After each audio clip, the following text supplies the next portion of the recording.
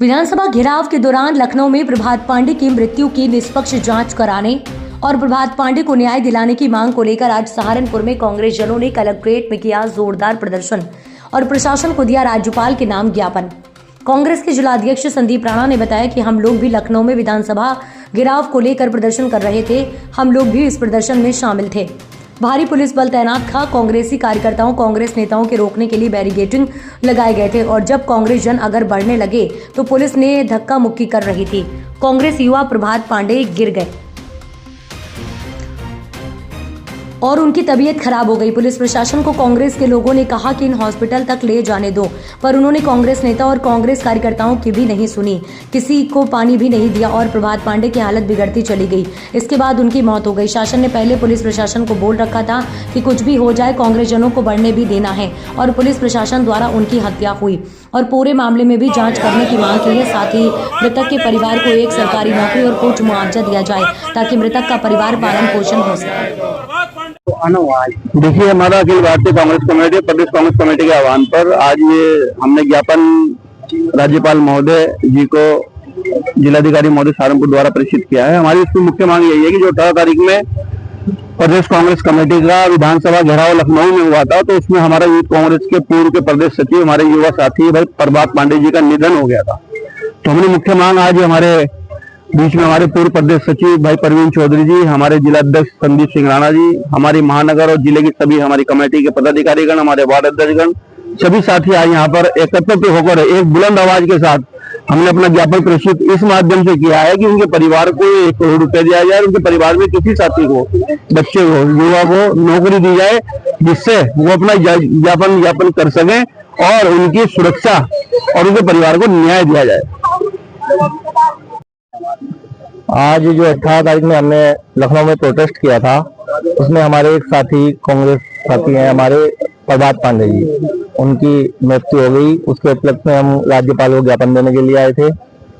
1 करोड़ रुपए की हमने मांग की है और सरकार से मांग की है कि उनके परिवार में कम से कम एक आदमी को नौकरी दी जाए जी। और कोई मांग की है?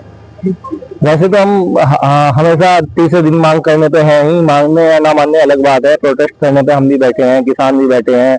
2 दिन पहले कश्यप समाज भी बैठा था, जिसके ऊपर लाठीचार्ज की गई है, 5 लोगों को गिरफ्तार किया, उन्हें छोड़ने नहीं दिया गया। सही बात तो है कि तानाशाही का रवैया सरकार अपना रही है, लेकिन हम उन चीजों से डरने वाले नहीं है। हम आम जन लोगों की आवाज उठाते रहेंगे। मुख्यमंत्री लखनऊ में ज्ञापन दिया था, उसके बाद कार्रवाई नहीं हुई। देखिए, कार्रवाई तो इन्हें करनी ही नहीं है, जब भी तो इन्हें बार बार हम जगाने की कोशिश कर रहे हैं। बीजेपी सरकार को कार्रवाई करनी होती तो आज आमजन लोग सड़कों पे नहीं होते, किसान लोग अपनी मांग के लिए कार्यालय पे धरना नहीं दे रहे होते, रोजगार के लिए युवा परेशान नहीं फिर रहा होता। इन्हें मानना तो है ही नहीं। इन्हें तो सबसे बड़ा इनका मुद्दा है, आप कितनी बड़ी डिबेट इनसे करा लीजिए, भारत पाकिस्तान के मुद्दे की अगर बात करें तो इनसे कितनी बड़ी डिबेट करा लीजिए, हिंदू मुस्लिम की, मंदिर मस्जिद की, कितनी भी बड़ी डिबेट करा लीजिए, पता नहीं कहाँ तक के इतिहास खोल के लाएंगे।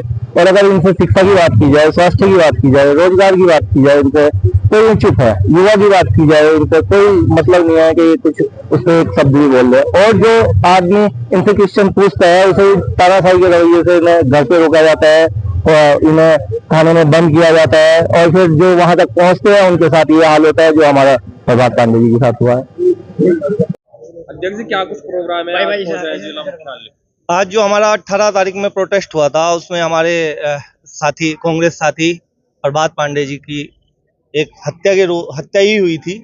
उसके लिए हम राज्यपाल जी को ज्ञापन देने के लिए आए हैं।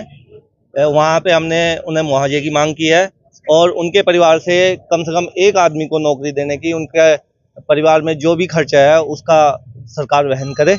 इस मांग को लेके हम यहाँ पर ज्ञापन देने के लिए आए हैं। किस तरह से वहाँ पर जब प्रोटेस्ट कर रहे थे, क्या कुछ हुआ था जो उनकी मृत्यु हुई? देखिए, जैसे प्रोटेस्ट तो कोई भी कर रहा है, वैसे तो मैं उस दिन की बता दूं, हम प्रोटेस्ट कर रहे थे, हमें तानाशाही रवैये से रोका गया है। हमें वहाँ प्रशासन जाने नहीं दिया जा रहा था और प्रशासन को सीधा शासन का आदेश था कि ये प्रोटेस्ट को रोका जाए। आम जनता की जो मांग थी उसको लेके हम वहाँ पे प्रोटेस्ट कर रहे थे। इस चीज को सरकार जो है बिल्कुल भी सुनने को तैयार नहीं है, क्योंकि मानना तो दूर की बात, सुनने को भी राजी नहीं है। इसके लिए क्या है कि वो जोर जबरदस्त तरीके से हमें रोकने का प्रयास कर रहे थे। वहां भी उन्होंने वो बेचारे पानी के लिए भी तरसते रहे। वहाँ हमारे लोगों ने उन्हें बोला भी कि भाई हॉस्पिटल तक तो जाने दो, लेकिन पुलिस प्रशासन ने वहाँ कोई मदद नहीं की और उन्हें बेचारे को वहीं दम तोड़ना पड़ा। क्या कुछ हुआ था उनके साथ? क्या उनके ऊपर किसी तरह का प्रहार किया गया था, या जिस तरह से वहाँ नुकीली चीजें लगी हुई थी उनसे वो घायल हुए थे? वहाँ देखिए, वहाँ उन्होंने इतनी बड़ी बड़ी वो बैरिकेडिंग की हुई थी, नुकीले लोहे के वो लगे हुए थे। उस पे वो जब उनके पास गए तो वो मेरे हिसाब से वहां पे गिरे हैं, और गिरने के बाद भीड़ में, क्योंकि पुलिस प्रशासन जो है बहुत ज्यादा धक्का मुक्की कर रहा था, तो भीड़ में उन्हें कोई उठाने के लिए भी नहीं पहुंचा, क्योंकि पुलिस जो है बड़ी तानाशाही पे थी, लाठीचार्ज करने की स्थिति थी वहां।